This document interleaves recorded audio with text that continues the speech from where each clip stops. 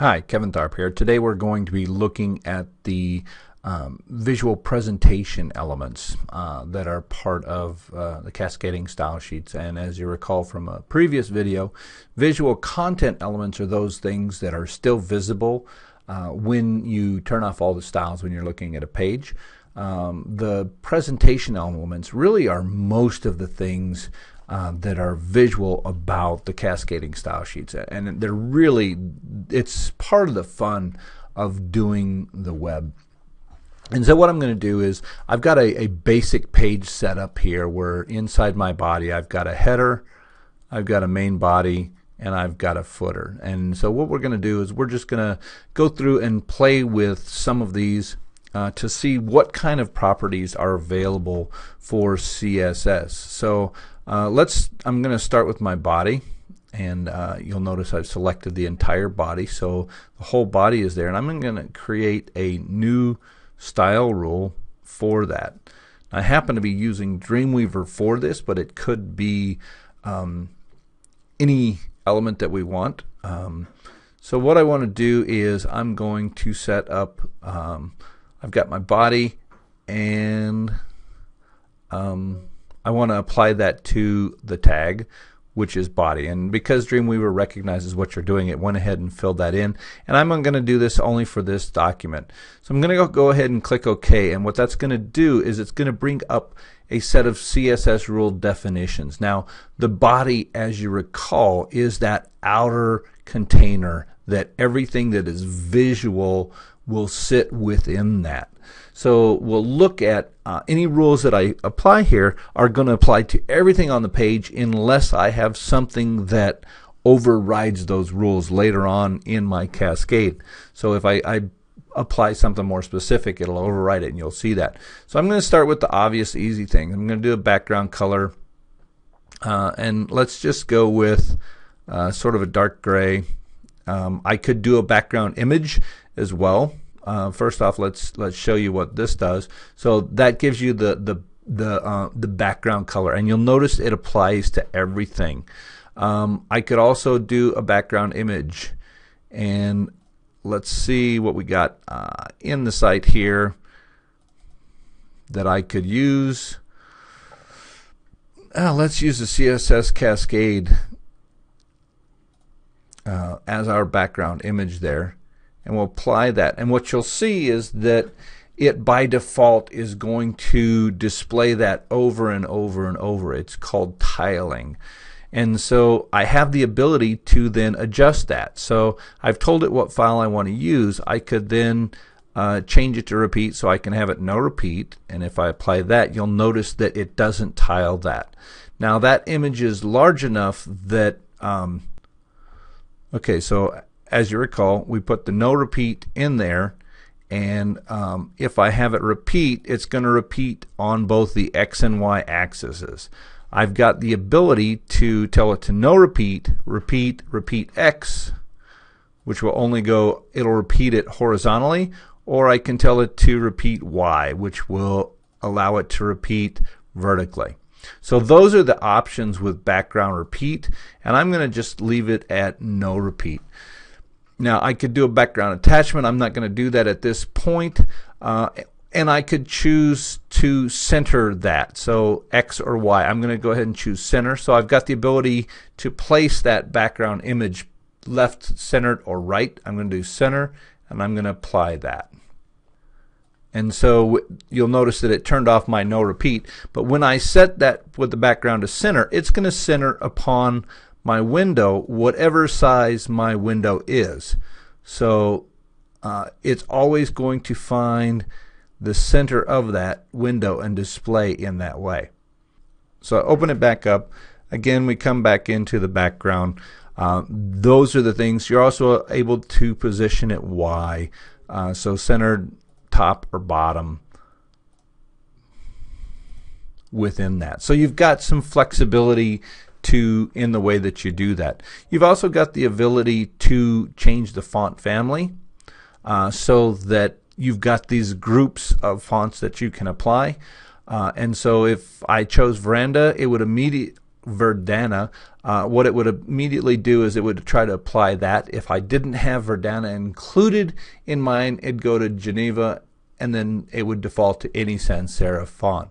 And I'm just going to clear that one out. I'm not going to apply a font family. I could apply a font size, a font weight,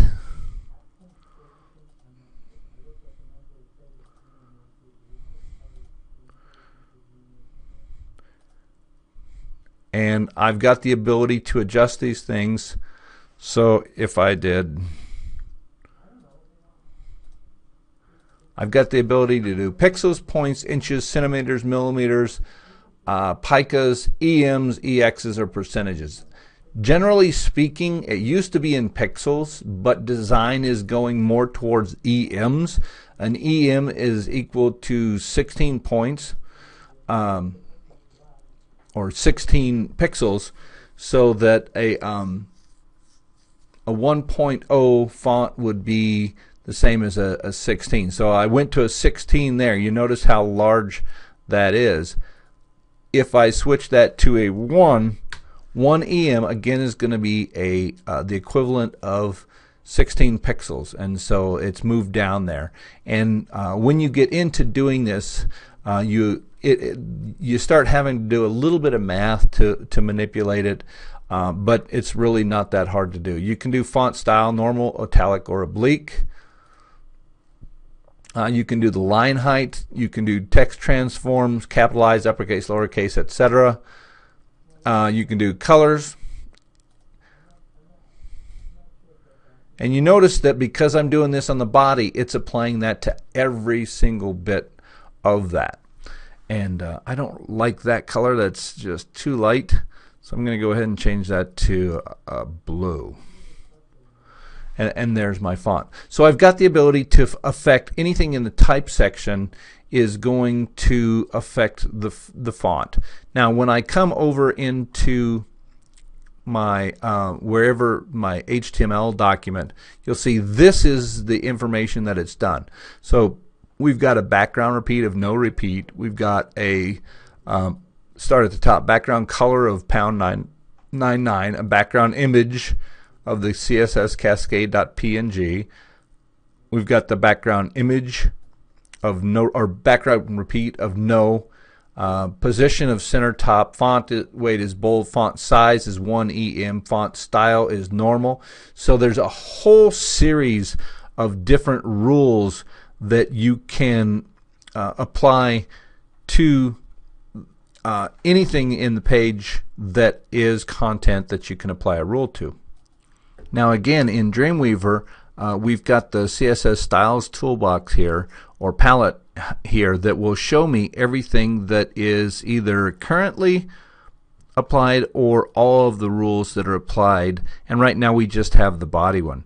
The other thing that it will allow us to do is to add new properties, and that we're going to get into in a few minutes, because when we have that window open, not all of the properties show up, just the ones that are most commonly used. So we can affect the type, the background, the block, meaning the box that is created by whatever element you've created, the box, how wide, floating, we'll learn more about that, clears, padding, margin, we'll learn more about all that, border, which is the visual element that it goes around something. When you're doing a border, you have to specify all three of these properties.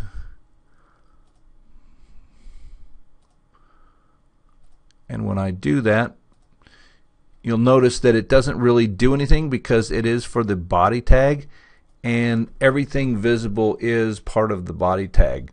However, because I just clicked on the live element, it wasn't showing that because it wasn't able to display that. I clicked on the live, which is a function of Dreamweaver, and you can see that that put up this pink element around the body. Now the thing that you'll notice is that that background image goes beyond the body, but the body only contains where there's content. So these things were the content.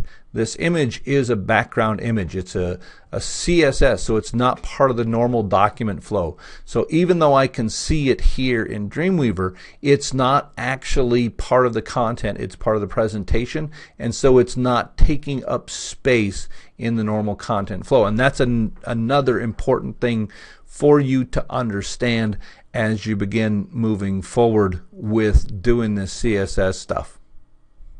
Oh, I'm sorry, that was the border that I was just working on there. Have the ability to affect the list. So if you're using lists, the list style type is going to include, and that's where you've got like a bulleted list. That's what that's talking about. You can use images and you can position it. So I'm going to go into my header, and I've selected my header, and I'm going to create a new rule, and I want to apply it to the tag. And since header is now a rule, I can apply that. I click OK. It brings this in. What I want to do is I want to change the background of just that header. So we've got the body has the background in dark gray. I'm going to go ahead and for the header, I'm going to change it to, we'll just go with the pink. It seems to be popping up everywhere today. I'm not going to do a background image, but I apply that, and what you'll see is that from the left border to the right border within the header, it's given a background image all the way across. It is a block level element, so it grabs the whole page, the whole width of the page as far as that goes. Now if I had additional content in there, because I've got the live view on, can't change the content when you're in live view. If I had more spaces in there, it's going to expand to fit those spaces. Okay, so I've given it a different background color. I'm going to again grab my header and I'm going to edit that rule. So I could change my font family here. Change that.